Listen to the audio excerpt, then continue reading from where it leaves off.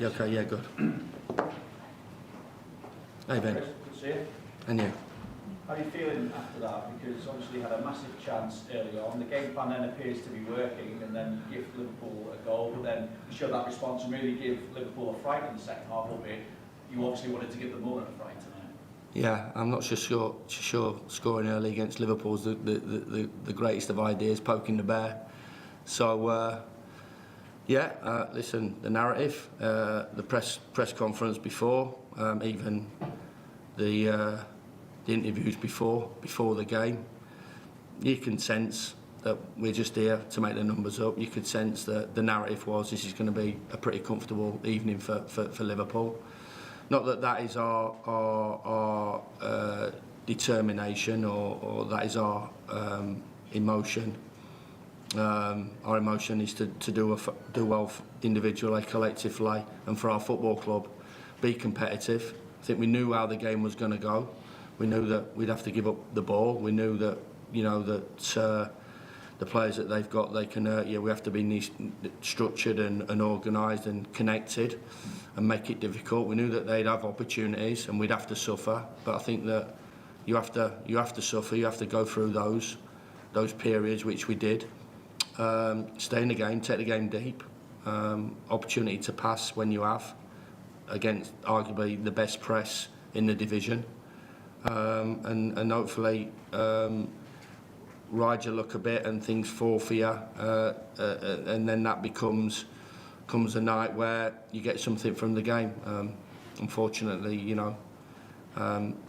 we come up against, especially late on, and the amount of goals Liverpool have scored, and the finish from Allister, which from a World Cup winner is an absolute fabulous world class finish.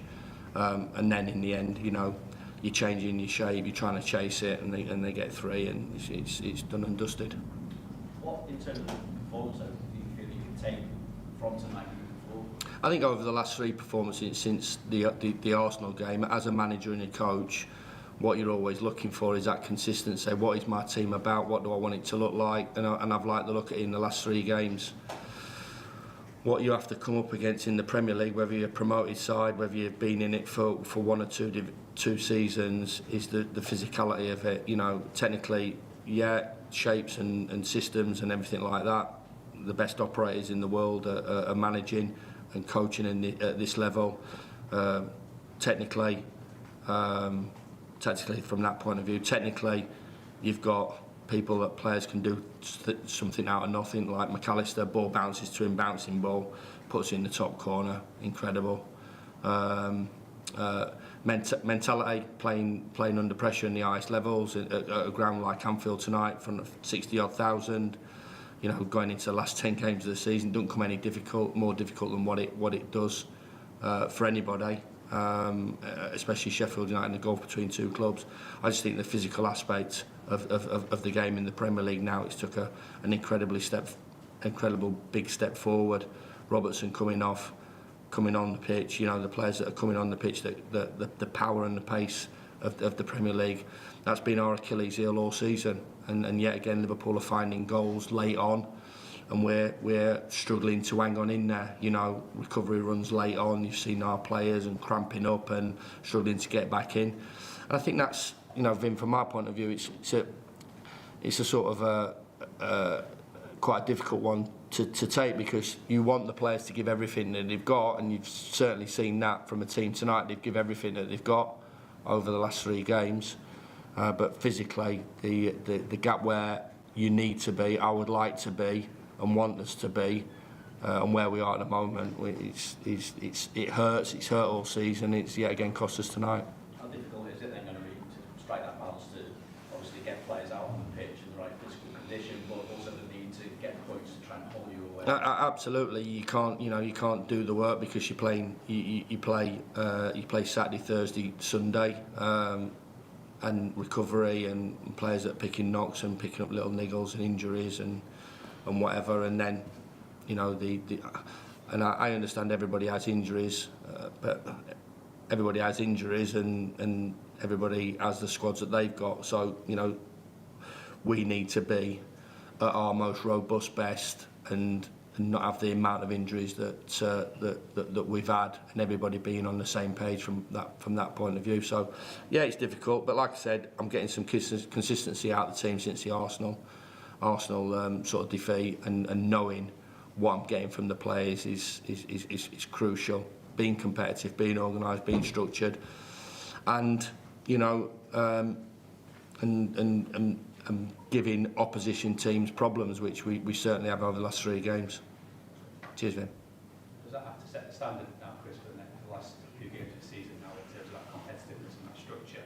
Is that now what you want to see? You've got to see that all the time. I've got to see that all the time, whatever it is, whether it's a pre-season game, whether it's end of season game, whatever it is, whether it's training. You have to show those qualities. World-class players show those qualities day in, day out. And that's what we need to get to bridge the gap. The gap is huge. We all know. We tried our best tonight.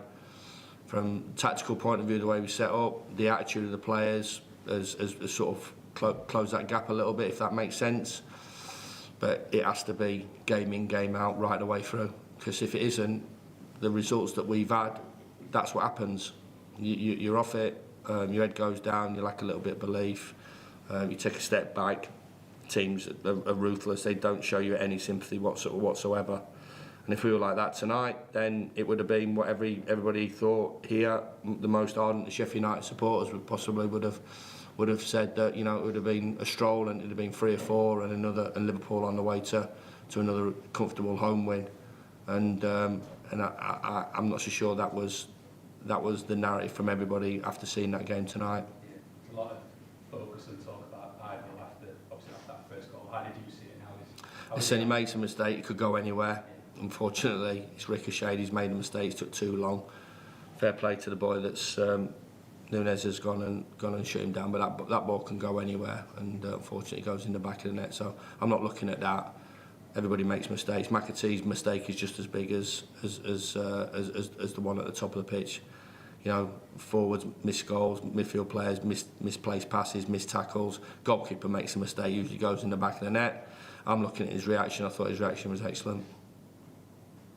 You can take confidence with some elements of performance against, you know, a big football club. A big, I would say, the biggest, or in world football as well. I've seen teams being absolutely dismantled. I came and watched Liverpool versus Roma a few years ago, and they absolutely dismantled them. They can take anybody to the cleaners. So we understand that. So they're second half against Man City, they're just world-class operators, and a manager that and a crowd that's absolutely united and are together in terms of trying to achieve what they want to achieve, which obviously is a Premier League title in his final year. All good. All right, guys, all the best. See you later.